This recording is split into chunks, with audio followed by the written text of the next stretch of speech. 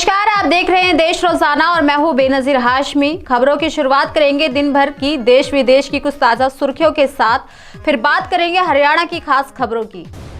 वित्त मंत्री और बीजेपी नेता निर्मला सीतारमण ने स्वाति मालीवाल मामले में दिल्ली के सीएम को घेरा। कहा केजरीवाल को मांगनी चाहिए माफी।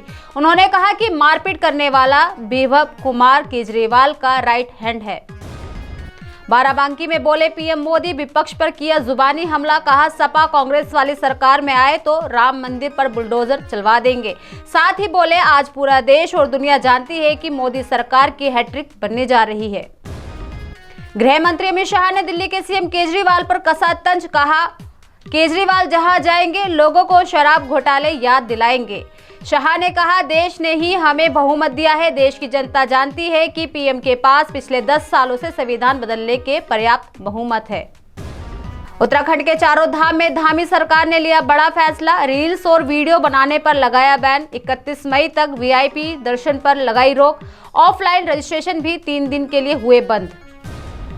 पटना में बच्चे का शव स्कूल के गटर में मिलने के बाद भीड़ ने सड़क पर जाम कर किया हंगामा। स्कूल में लगा दी आग। परिजनों का आरोप कि स्कूल प्रशासन दिन भर बच्चे के घर जाने की बात कहता रहा। बंगाल में टीएमसी नेताओं के ठिकानों पर सीबीआई की छापेमारी। 2021 विधानसभा में चुनाव के बाद हुई हिंसा के मामले में की गई छापेमारी। भाजपा के एक कार्यकर्ता की मौत का है मामला। मणिपुर में प्रतिबंधित संगठन के 4 सदस्य किए गए गिरफ्तार। असम में अलग अलग अभियानों के तहत पकड़े गए 3 तस्कर। राष्ट्रपति बनने के 9 दिन भीतर चीन पहुंचे पुतिन। चीन में गले मिले पुतिन और जिनपिंग, तो अमेरिका हुआ नाराज। कहा रूस से दोस्ती कर यूरोप से रिश्ते नहीं सुधार सकता चीन। ब्रिटेन में सुनक सरकार की गलती से लंदन से लौटे कई भारतीय। वीजा में हुई गड़बड़ी तो कहीं फर्जी कंपनियों ने ऐंठे पैसे। वहीं अब कई हजार नर्सों को भारत वापसी आने का डर सता रहा। फ्रांस के खिलाफ प्रशांत महासागर के न्यू कैलेडोनिया में हुआ जोरदार प्रदर्शन। आपको बता दें आजादी की मांग कर रहे 5 लोगों की हुई मौत। 200 से ज्यादा लोग किए गए गिरफ्तार। तो ये थी दिन भर की कुछ ताजा सुर्खियां। अब बात करते हैं हरियाणा की खास खबरों की। अंबाला में प्रधानमंत्री नरेंद्र मोदी की होने वाली जनसभा को लेकर भाजपा नेताओं के साथ ही पुलिस प्रशासन भी मुस्तैद है।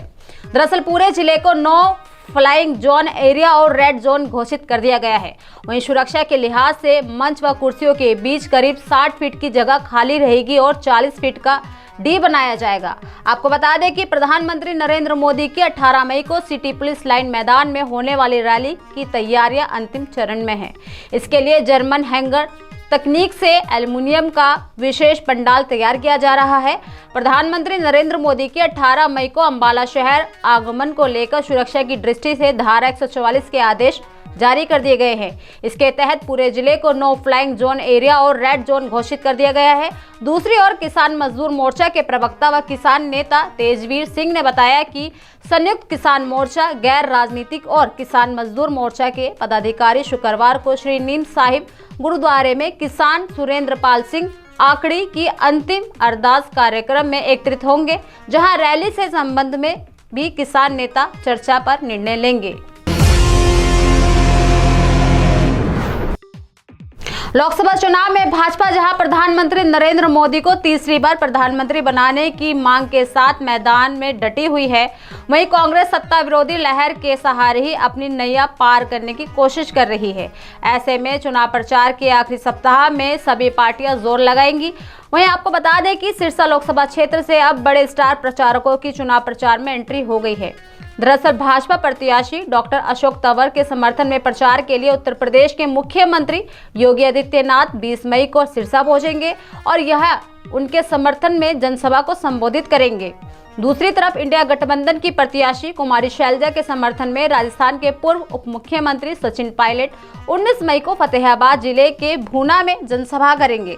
वहीं साथ ही बताते चले कि प्रचार अभियान की खास बात यह है कि अभी तक जनता जननायक पार्टी के प्रत्याशी के लिए पूर्व उप मुख्यमंत्री दुष्यंत चौटाला वोट मांगने फतेहाबाद जिले में नहीं आए हैं। हालांकि उनके पिता अजय चौटाला और भाई दिग्विजय चौटाला जरूर संपर्क अभियान चलाए हुए हैं, मगर दुष्यंत चौटाला का अभी तक मैदान में नहीं आना चर्चा का विषय बना हुआ है। किसान आंदोलन के 30 दिन पूरे। 5144 ट्रेनों का संचालन प्रभावित। दरअसल किसान आंदोलन को 30 दिन पूरे हो गए हैं, लेकिन स्थिति जस से तस बनी हुई है।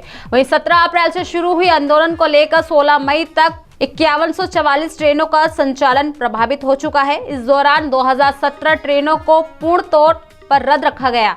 वहीं 2043 ट्रेनों को बदले मार्ग से और 394 ट्रेनों को बीच रास्ते रद्द कर पुनः संचालित किया गया, जबकि 690 मालगाड़ियों को बदलने के मार्ग से गंतव्य की तरफ भेजा गया। दरअसल आपको बताते चले कि अंबाला साहनेवाल रेल सेक्शन पर शंभू रेलवे स्टेशन के नजदीकी रेलवे लाइन पर किसान डटे हुए हैं। उनकी मांग है कि जब तक पुलिस द्वारा गिरफ्तार किए गए उनके साथी रिहा नहीं होते, तब तक उनका ये आंदोलन जारी रहेगा। इससे रेलवे को अरबों रुपए का नुकसान हो चुका है। वहीं प्रतिदिन हजारों यात्री इसका खामियाजा भुगत रहे हैं।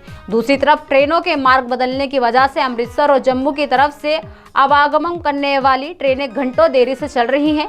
रेलवे अधिकारियों की लाख कोशिशों के बाद भी ट्रेनों के समय पर संचालन को लेकर रूपरेखा नहीं बन पा रही है। लोकसभा चुनाव को लेकर हर पार्टी के नेता अपनी पार्टी को जीतने के लिए जी तोड़ मेहनत कर रहे हैं। इसी कड़ी में रोहतक लोकसभा से जननायक जनता पार्टी के प्रत्याशी रविंद्र सागवान के लिए रोहतक लोकसभा की जनता से समर्थन मांगने के लिए गांव गोछी में पूर्व उप मुख्यमंत्री दुष्यंत चौटाला पहुंचे।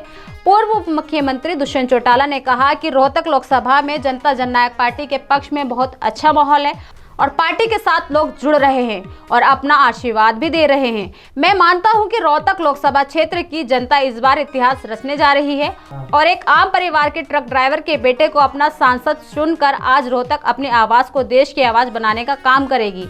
साथ ही कहा, आज रोहतक लोकसभा के कई गांव के दौरे से जो जनता का अपार समर्थन मिल रहा है, ये दिखता है कि जनता परिवर्तन चाहती है और राष्ट्रीय पार्टियों को हटाकर हरियाणा की आवाज को लोकसभा में भेजना चाहती है।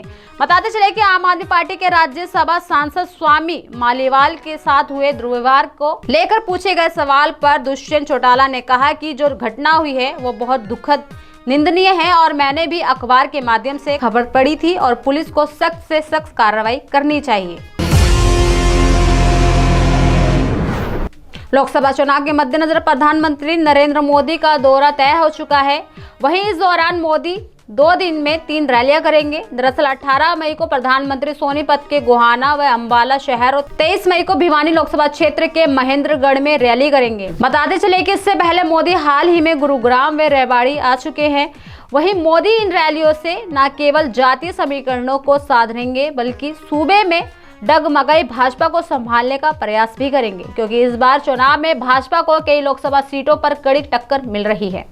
स्थिति को भांपते हुए कुछ दिन पहले ही पानीपत स्थित समालखा के पट्टी कल्याणा में राष्ट्रीय स्वयंसेवक संघ के नेताओं ने चिंतन मंथन भी किया था। पार्टी सूत्रों की माने तो इस बैठक में एक लोकसभा क्षेत्र से एकत्रित फीडबैक पर विस्तृत चर्चा की गई है। इसमें यह बात सामने आया है कि चुनावी रण में इस बार कई सीटों पर भाजपा प्रत्याशियों के लिए जीत की राह आसान नहीं है, क्योंकि कई जगह न केवल भाजपा प्रत्याशियों का खुलकर विरोध हो रहा है, बल्कि किसान आंदोलन, सरपंचों के विरोध और प्रदेश सरकार की नीतियों पर प्रतिबंधियों का खुलकर हमलावर होना भी चुनावी समर में भाजपा प्रत्याशियों के लिए मुकाबले को मुश्किल बना रहा है। तो ये थी दिन भर की कुछ ताजा सुर्खियों के साथ हरियाणा की खास खबरें। कल फिर होगी मुलाकात ऐसी ही कुछ खास खबरों के साथ। तब तक के लिए बने रहिए हमारे साथ और देखते रहिए देश रोजाना। नमस्कार। हमारे साथ जुड़े रहने के लिए देखते रहिए देश रोजाना का YouTube चैनल सब्सक्राइब कीजिए। साथ ही देश रोजाना की खबरें सबसे पहले देखने के लिए प्रेस कीजिए बेल आइकन।